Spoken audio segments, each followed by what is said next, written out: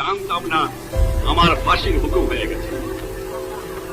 আমার ছেলের পাশে আমার জন্য কবর খোঁড়া হয়েছিল। আমি প্রস্তুত হয়েছিলাম, বলেছিলাম আমি বাঙালি, আমি মানুষ, আমি মুসলমান। একবার মরে, দুইবার মরে না।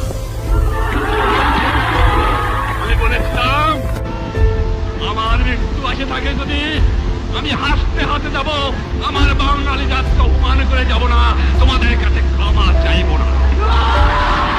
আমি খালি একটা কথা বলেছিলাম, তোমরা যদি আমাকে মেরে ফেলে দাও আমার আপত্তি নাই, মৃত্যুর পরে আমার লাশটা আমার বাঙালির কাছে দিয়ে দিও, এই একটা অনুরোধ তোমাদের।